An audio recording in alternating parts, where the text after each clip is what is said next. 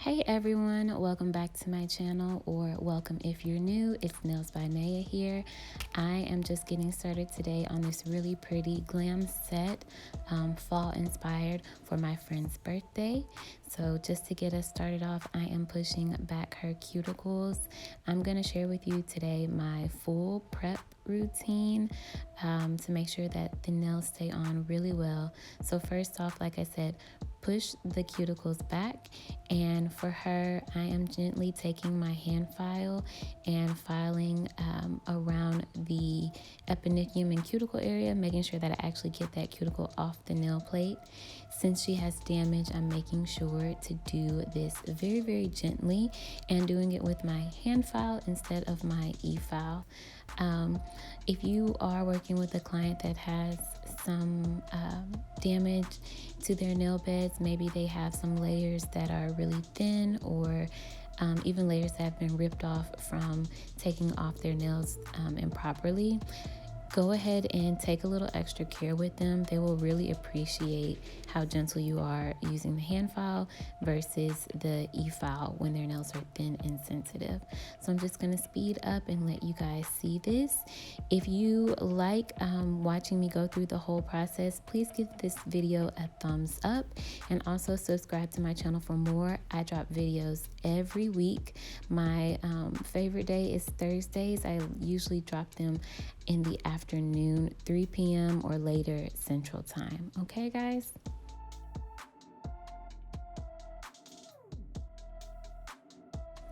So now I am going in with my dehydrator on each of her nails. I'm also going to go in with primer right after. You can use whichever primer you prefer. This one is specifically for gel because we're doing a gel X set today, but there's a lot of good ones out there, so just find what works best for you. And on this first pinky nail, you guys can just watch me struggle a little bit.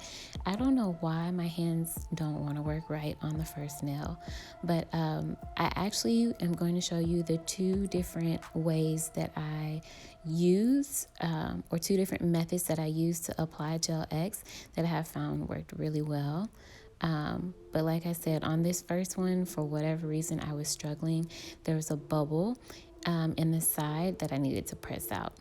But anyways, the first method is to push down and use your opposite hand with the thumb holding the nail down at the cuticle area, and you'll flash cure for, I'd say, 10 to 15 seconds, and then you'll want to actually move your thumb and use your other hand to put pressure on the lower half of the nail.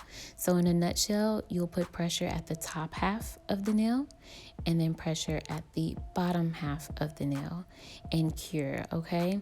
And that is method number one. This is the first one that I started doing when I was doing the Gel X. It just, worked easiest for me, okay? Second method is to push from the bottom pad of their finger using your middle finger, and push from the top using pressure from your thumb, okay?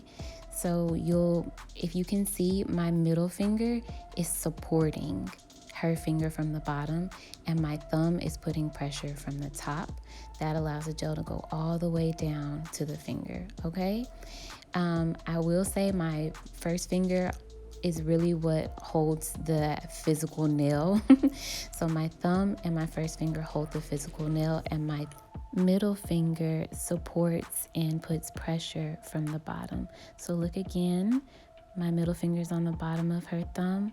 My thumb and first finger are holding the nail and putting pressure from above. I hope that is really easy to understand, and you'll be able to do that when you guys do Gel X on yourselves or on your friends or your clients if you are a nail tech. So I'll just speed through the second hand so we can get to the rest of the method.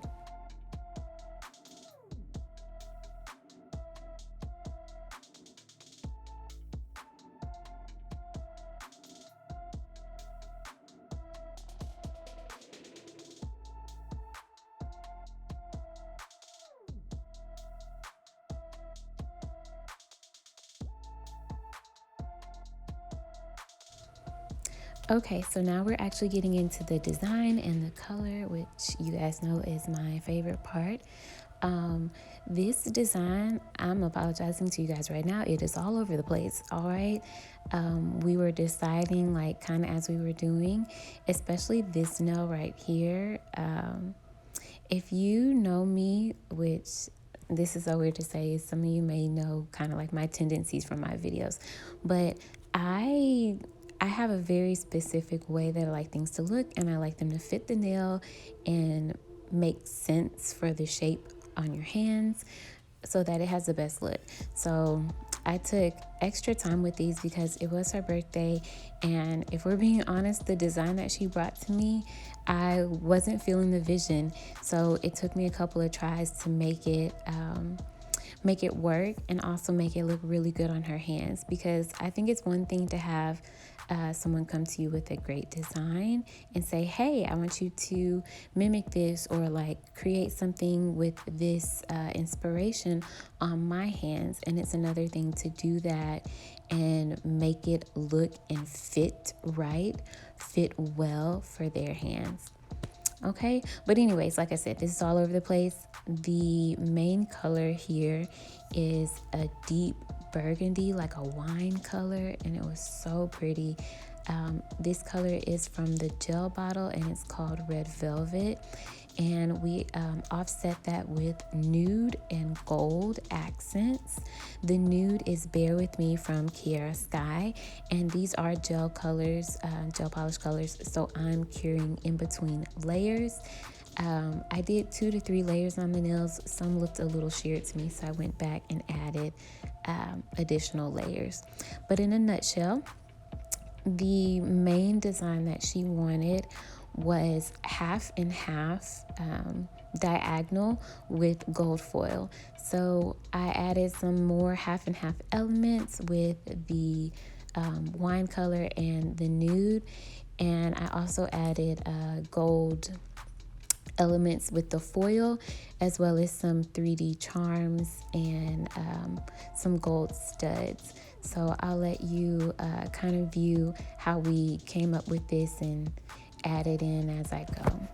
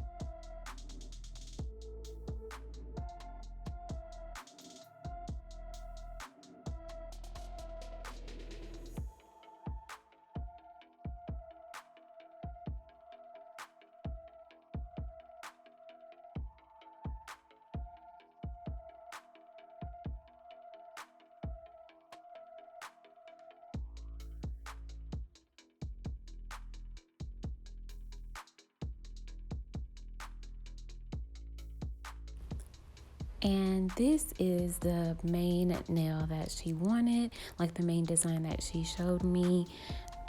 She actually showed it to me in a different color, and then she said, but I want wine and like nude, because the picture she showed me actually had like pink, almost like a French mashup, and each of the tips on each finger was a different shade of brown. So the top half was like a nudish pink, and the bottom half was a shade of brown. And if you know me, I have like a love-hate relationship in the first place with the gold foil. It's like it looks so pretty, but it is so hard for me to work with. I don't know why. And she brought me a brand new pack, and I really appreciated having a new pack, but I like to like pre-break them up so that I'm not sitting there struggling trying to rip it with my two my two dotting tools like I am here in the video. But nonetheless, she also picked out these really cute gold charms. So one is like a lacy detail, it gives me masquerade vibes, and the other one was like a pointy looking stud. It kind of reminded me of a heel, like the back of a stiletto or something like that. But yeah, going in, I'm going to show you one more time these little gold flakes going diagonal. That was the main thing she wanted. So I am struggling with this foil, breaking up the foil and putting it right along the line. And I'm not making it terribly even, but I just wanted to cover that line of demarcation where the two colors meet, just to give the illusion that it's blurred, you know? And like I said, if you get foil like this, try to pre-bake it up first. That makes it a lot easier. Next, I'm adding my gel. All of these trinkets and charms, I added them on with a sticky gel. And so you can see me putting both on. She had a little fuzz on her nails too, so my bad about that. Oh, for you guys, try not to touch your jacket and clothes and stuff, because it will get fuzz on your gel polish. But anyways, there is that really pretty lacy charm. And then on the pinky nail, I put the stud, the little gold stud that kind of reminds me of a heel. I will say, after finishing these two, I did go back and actually add another tiny diamond shaped gold stud on her, what's that, ring nail, the one that doesn't have anything on it right now. I went back and added something to it because I didn't want him to be left out. So I added something else to that, and I am just cleaning up the excess gel on the sides before I stick her in the lamp to cure the gel and harden everything down. Okay, and right here is when I decided that nail needed something, that it couldn't be plain, and I added this tiny diamond shaped stud that I really liked. Other than that, my secret whenever I'm doing a finish like this, she actually preferred a matte finish. I will go in and smooth out as much as I can around the charm or whatever foil, whatever I add to it, and then I'm going to go over it with a shiny top coat first, and then the matte top coat. Depending on what brand matte top coat you're using, you may need to matte top coat, like apply the matte top coat twice. Like I said, it just depends on the brand. The brand that I was using is by Koopa, and it did require two matte top coats to get fully matte. So just keep that in mind. But yeah, I'm gonna top coat all of these, and then you guys can see the final design. It came out really pretty. If you like it and enjoy this video and want to see more from me, please subscribe to my channel, as well as follow me on Instagram and Snapchat. I post a lot there as well. If you're in the DFW area, I also post the times that I'm available for appointments. So yeah, like I said, just stay tuned, and the final design is coming right up. Thanks guys, I'll see you in my next video.